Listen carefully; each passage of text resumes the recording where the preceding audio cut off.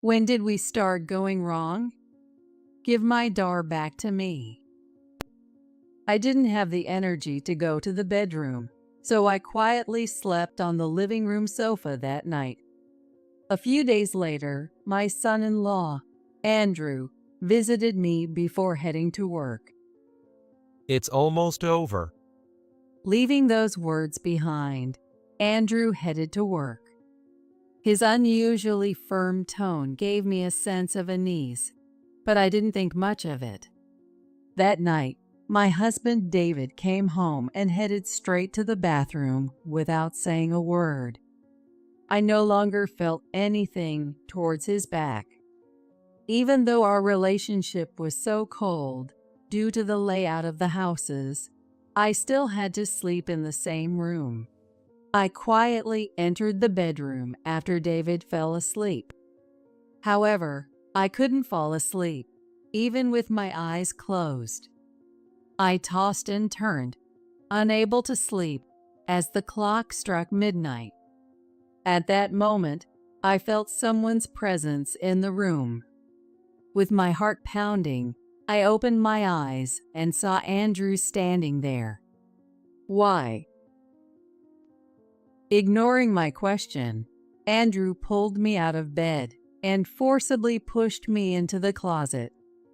He then squeezed in with me and closed the door just enough to see the room.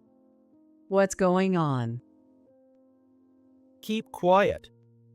Andrew silenced me with one hand, and I couldn't help but comply. He quietly watched the room through the crack in the door. It's almost time. I didn't know what we were waiting for, but I complied with him. A few minutes later, something happened. What? I gasped at the clear and eerie change in the bedroom, unable to do anything but watch. People prefer happy endings over sad ones. A conclusion where no one is missing and everyone is smiling happily. But does a story where everyone is happy even exist? Isn't someone's happiness always accompanied by someone else's misfortune? This is the story of my happy ending. Happy birthday, Mom. I am Stephanie, and I am turning 57 this year. At this age, it's normal not to remember your own age. But I do because my daughter Emily always congratulates me thoughtfully every year. This year, she gave me a beautiful fountain pen, something I can use regularly as I work full-time. Last year, it was a purse. And this is from me. Happy birthday. Emily, who has grown up so kind, has a husband. His name is Andrew, a former colleague of Emily's. Andrew is quiet and often seems a bit absent-minded.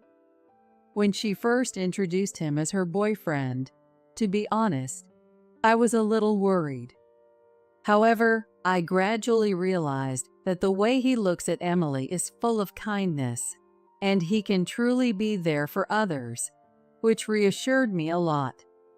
Even now, though he speaks a bit hesitantly, the present he handed over was carefully wrapped, and inside was a lovely scarf. Andrew is very polite and also a very kind person. I am happy to be surrounded by such wonderful people. Thank you, both of you. I'll cherish it. Thank you too.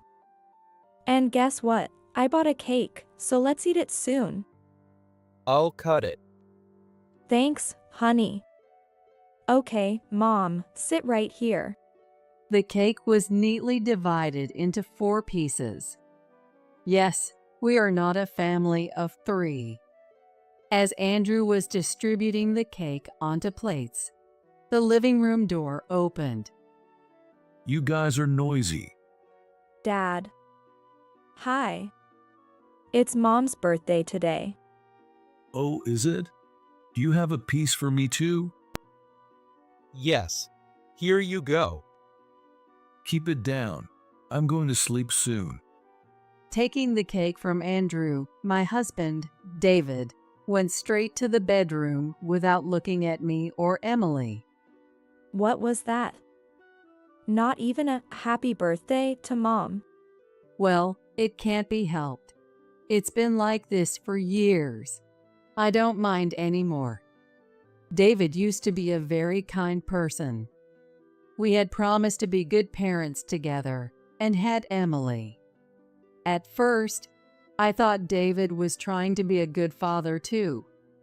He would rush to Emily before I could when she cried and would bring home toys almost every day. But raising a child, for better or worse, takes up a lot of time. David started prioritizing his desires over spending time with Emily. As a result, young Emily didn't become very attached to David. Perhaps because he didn't like that, David began to avoid spending time with Emily even more, eventually only coming home to sleep. No matter how sick Emily or I got, David remained indifferent, and it seemed the emotional distance between us only grew. By the time Emily was in elementary school, the money David provided had decreased, and to support our living and Emily, I worked tirelessly. However, David's behavior and the dwindling money in recent years have been suspicious. Coming home late every day, unusually low savings, the smell of perfume he never used to wear. He's probably having an affair. Or maybe he's hooked on nightclubs. Either way, it doesn't matter. He's long past the point of being forgiven. Yet, he's so clever at hiding it that I can't get definitive proof, and time just passes in this ambiguous state. I'm sorry, Mom. It's okay. You don't have to apologize. All right. If anything happens, let me know right away. Well, I think we should get going. Thank you for having us. Sure. Take care. I quietly sighed as I saw them off at the door. We currently live in a separate house on the same property. When Andrew, who had no family, came to live with us as a son-in-law, we decided to build another house on our property, considering David's situation. Even so, we still have dinner together in this house, and we spend more time together than with David. We're so close that I feel there was no need to build a separate house. To me, they are my family, and I plan to continue living with the three of us somehow. However, such a life didn't last forever. One evening, I was driving home after finishing work early for a change when I received a call from Andrew. Stephanie, Emily has been in an accident. What? She was hit by a truck. I was at work when I got the call from the hospital. I'm heading there right now. Bye. Wait a second. He spoke with a speed I never thought possible for him, and then hung up immediately. What? Emily had an accident? How? Is she okay? I was in a state of semi-panic, but I quickly changed direction and headed to the hospital. I need to contact David. Even though he usually doesn't show much interest in us, I thought surely he would rush over in an emergency involving his daughter. The monotonous dial tone echoed in the car, but it never stopped. No matter how many times I called, he never picked up. It was as if he didn't care about us at all. I even called David's workplace, but they said he had already left for the day. He left work but isn't answering his phone? Where on earth is he during Emily's crisis? Anger welled up inside me, but when I saw Emily's changed appearance at the hospital, none of that mattered anymore. Emily. Is this really Emily? Really? When I arrived at the hospital, I was led to a cold room, not a waiting room or treatment room, but a place with several things covered in white cloth. One of the cloths was pulled back, and Andrew was standing next to it. It was unmistakably a person. Red and black wounds on the skin, black hair. But it no longer had a human shape. The sight made me dizzy. It was Andrew who supported me as I almost collapsed. She apparently saved a child from being hit. It's so like Emily, isn't it? His hand, which was supporting me, was terribly cold, and his voice was filled with a pained, bitter laugh. That form, barely recognizable, had half of its face intact, making it painfully clear that this was Emily. But if I looked just a little away, what should have been there was missing. While the police officer explained the situation calmly, I couldn't stop sobbing. Why did it have to be Emily? Emily did nothing wrong. Why take her from me? My emotions were in turmoil, and I was so distressed, I couldn't understand what I was saying. But there was nothing else I could do. I felt that if I didn't let out all the tears and emotions, I would lose myself completely. Andrew gently held me, his face contorted with frustration. He occasionally sniffled too. Andrew, who is much younger than me, is trying so hard. What am I supposed to do now? Everything felt meaningless. What happened next was over in a flash. The police investigation found no foul play. It was just an accident, and Emily was hailed as a hero for saving the child. The funeral was incredibly large, and it was quite a challenge. As her mother, it made me a bit happy to realize just how many people admired Emily. Andrew seemed to feel the same, looking somewhat proud. However, during the funeral, there was no word from David. I informed him of the situation only after everything was over. I called you multiple times, you know? I spoke to him as he silently walked in through the front door. David looked a bit surprised as he turned to face me, since I hardly ever spoke to him. There were traces of bright red lipstick around his mouth, which made me feel disgusted. But what did you want? What were you doing? Work. Don't answer a question with a question. So, what did you want? I called his workplace again, and they told me David had taken a few days off. Work? Don't make me laugh. But I no longer had the energy to say that. Emily was in a car accident. We had her funeral yesterday. I see. That's unfortunate. It felt like a blow to the head. What kind of father talks about his daughter's accident as if it were someone else's problem? No sign of sadness or distress. Shouldn't he be more upset? Yes, very unfortunate. So, what were you doing during Emily's emergency? I told you work. It's unfortunate about Emily, but I was working. Don't make me repeat myself. David said that in an irritated tone and disappeared into the bedroom. My hands clenched on my lap. I'm so frustrated. David's behavior showed he felt nothing, even after Emily was gone. And more than anything, I was angry at myself for not being able to say anything back to him. How did it come to this? When did we go wrong? Give me back Emily. I didn't have the energy to go to the bedroom that day, so I quietly fell asleep on the living room sofa with my bad feelings swirling inside me.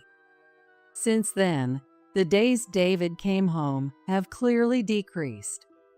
Tonight, it's just Andrew and me having dinner together. The table, full of empty seats, has no smiles. Only a lonely feeling lingers there with a heavy atmosphere. Since then, I haven't been able to do anything and am currently on an extended leave from work.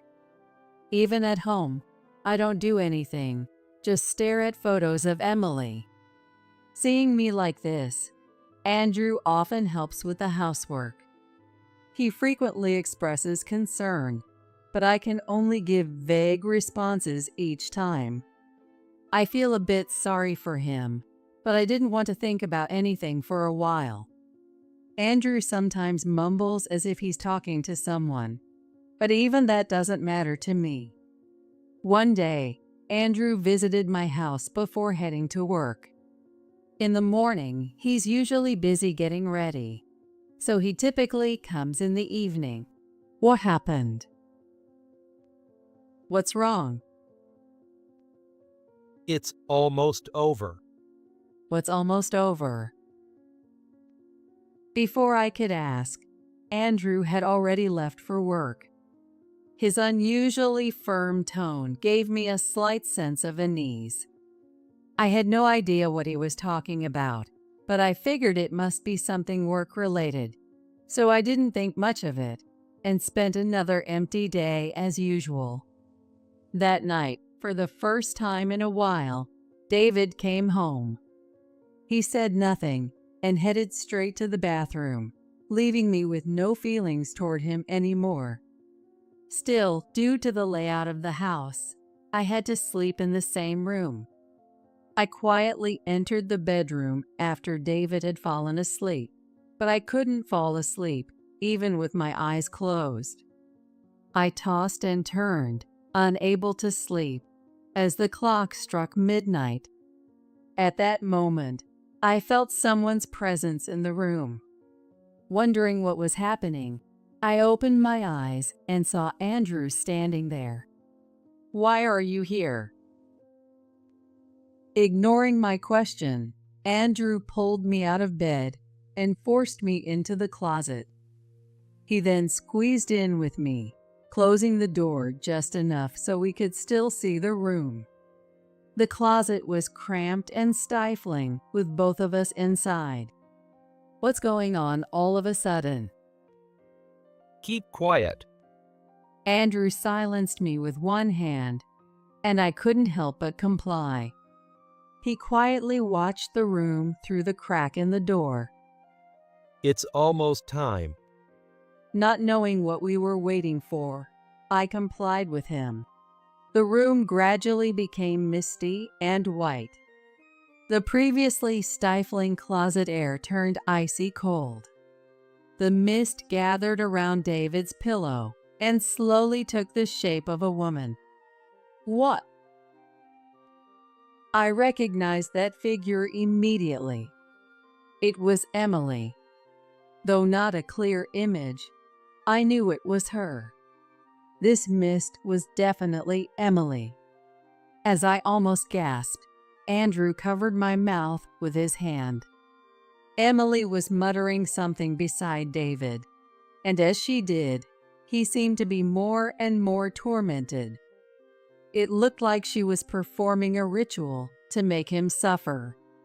Watching it, I felt short of breath and broke into a cold sweat.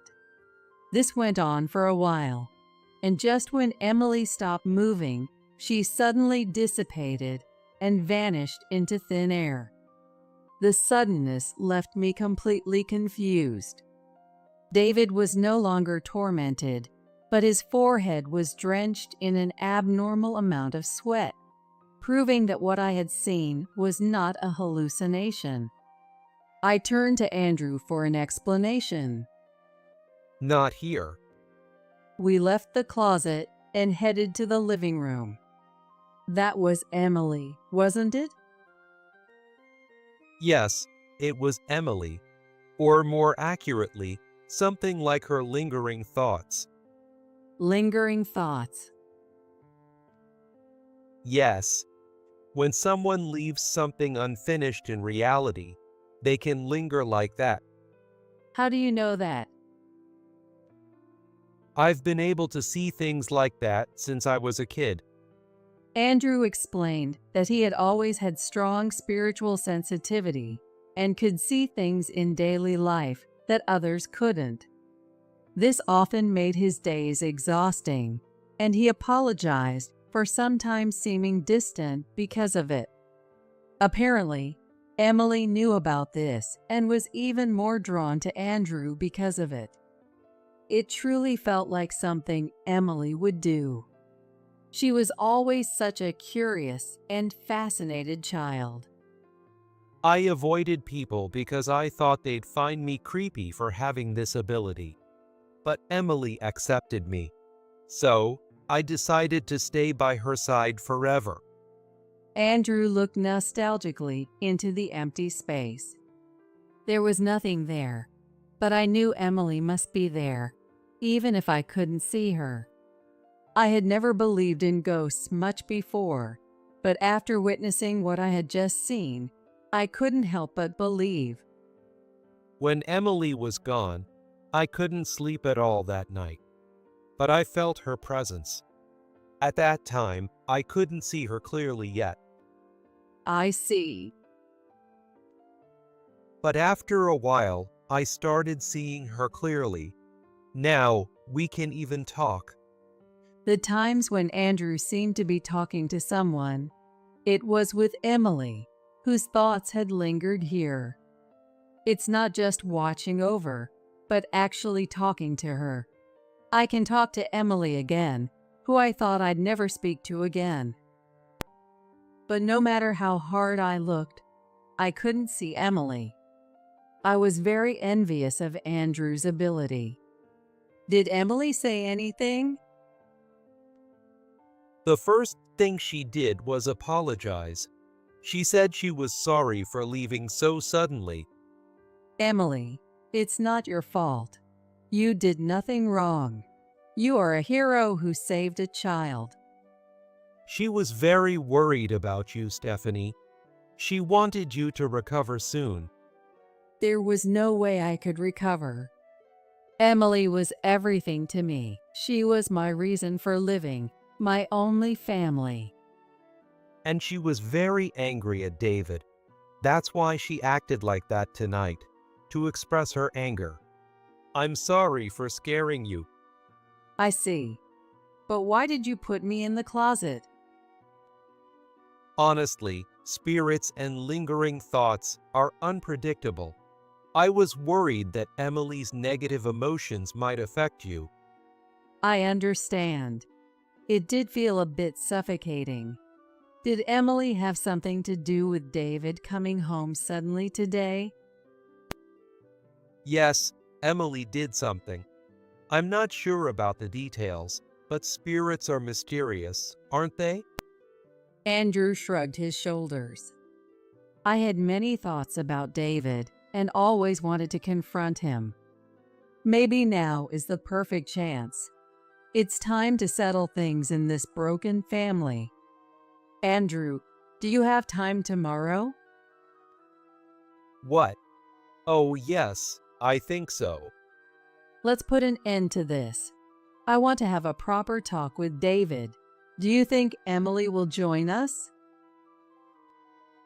She's nodding and smiling widely. She probably has a plan, though I don't know what it is. That's a reassuring ally. Well, let's get some sleep now. All right. Oh, and one more thing. Emily really cares about you, Stephanie. So please, don't overdo it. I understand. Good night. Andrew, and probably Emily too, went back home. I didn't want to return to the bedroom, so I lay down on the living room sofa. Unlike earlier, I quickly fell into a deep sleep. Despite the uncomfortable sofa, it was the best sleep I had in a long time. The chirping of birds woke me up. Pleasant sunlight streamed in through the gap in the curtains, making it a very pleasant morning. As I sat there for a while, lost in thought, I suddenly heard a scream from the bedroom and the sound of heavy footsteps running. Stephanie, I was wrong. I've been cheating all this time. I'm sorry. Please forgive me. David burst into the living room and immediately apologized with great urgency. I was stunned by the suddenness, but I guessed that Emily must have said something to him in his dream. Why did you do it? After Emily was born, you were always focused on her. At first, I was just messing around to get back at you, but then it got out of hand. I see. I'm really sorry now. I'll never do it again. Emily made me realize. Let's start over as a couple. David's voice was on the verge of tears. A grown man crying and pleading over his own mistakes was pathetic. It's too late. A man who was cheating even at the end of Emily's life. Do you think I could ever forgive that? My voice came out colder than I had imagined as I responded to David's pleading. David flinched, surprised by my coldness. But if only you hadn't been so focused on Emily and ignoring me. It's not just my fault, it's yours too. David raised his voice in desperation, making me tense up. At that moment, the front door opened, and Andrew walked in. Seeing him, or rather the empty space to his left behind him, David started to shake.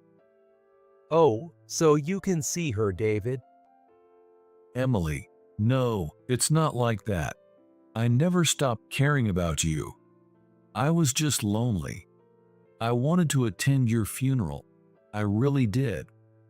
David desperately tried to explain, but he was speaking to empty air. Yet, I knew Emily was there. Emily is really angry right now. For Stephanie's sake. I still couldn't see anything, but David's panic made it clear that this was real. But his shallow words won't make any difference. I cheated because Stephanie was always focused on Emily. Emily took Stephanie away from me. Why should I have to listen to you? No father should ever say that his wife was taken away by their daughter. We had promised to raise her together. David was breaking that promise, blaming others, and not understanding his own wrongdoing. Stephanie, tell her you'll forgive me. Otherwise, who knows what Emily will do to me? Hurry, please. Even now, he was only thinking about his own safety, and it was truly pathetic. Even Andrew looked disgusted. Come on, Stephanie. I'm your husband. Emily, I'm your father. Let's talk this through. We'll understand each other. I'm appalled. How did I stay with this man for so long? I should have realized his twisted thinking sooner. But today, I can finally put an end to this ambiguous life. I no longer see you as my husband or Emily's father. Disappear from my life. The moment I said that, David's eyes widened and he slumped. He stared at the floor with lifeless eyes, muttering something unintelligible. I didn't know what had happened and instinctively moved closer to him. It's okay. But Andrew stopped me. Suddenly, I felt as if someone was hugging me from the front. There was only David, now devoid of will, in front of me. But I instinctively felt it was Emily. Even though I couldn't see, touch, or hear her, I knew that Emily was holding me. I felt warmth. "Thank you," I said, hugging her back. I'm sorry. I thought I heard that voice from somewhere. You don't need to apologize. Of course, I feel very lonely, but I'm happy to feel you one last time like this. Thank you for everything. Be happy." Emily's presence and warmth faded away. Suddenly overwhelmed by loneliness, I reached out desperately, but my hand grasped nothing but air. Stephanie, you're incredible. Emily looked the happiest I've ever seen her. As her mother, I was sure there were more things I could have done for Emily.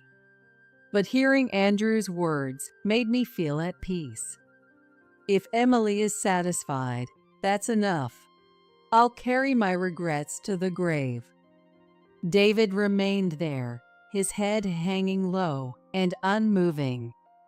After that, we took him to a psychiatrist. Sometimes he would return to his senses, trembling in fear and muttering something again. The doctor, puzzled by these unusual symptoms, ultimately decided to admit him to a psychiatric hospital. Even seeing David, who is now an empty shell, didn't stir any sympathy in me. This was the bond of parental love that Emily had left for David. Well, now that everything is over, I think I'll return to work. This may not be a complete resolution. Emily is gone, and David is broken. From the outside, it might look like a bad ending, but my heart feels strangely refreshed. All the years of suffering over David are finally over. I got to hold Emily one last time. Andrew, with his kind heart, supports me as family. For me, this is a happy ending. I have no regrets left. Technically, I am still married to David. Honestly, I have no intention of taking care of him in the future, but for practical reasons like health insurance and the house, I haven't divorced him. Still, I feel a slight twinge of guilt, so I occasionally check on him. However, since he's in a psychiatric hospital, I can't visit him. He continues to live in fear and apology every day, and it will be a long time before he can be discharged. I don't wish for his unhappiness, but I do hope he atones for his sins. On the other hand, Andrew seemed a bit disappointed that Emily's presence had vanished. I can't see Emily anymore, but I'm glad to see you looking much brighter, Stephanie. He truly is an endearing person. We once talked about our future. Andrew, you don't have to worry about me anymore. You're free to live your life. There's no need for you to stay in this house. That's true, but if it's all right with you, Stephanie, I'd like to stay here. Why? Emily always appreciated you. She said she could pursue what she wanted and grow up straight despite everything because of you. Emily, that's not true. No, I feel the same way as Emily. There's something about you, Stephanie. Your incredible capacity for love. Living here, I've come to think of you as my real mother. Andrew said this while turning slightly red and looking away. Seeing him like that, I couldn't help but laugh, thinking how he really seemed like my own son. He looked a bit disgruntled, but then started laughing with me, maybe finding it amusing too. As our laughter echoed, a refreshing breeze blew through the room. It was a breeze as pleasant as Emily's bright smile.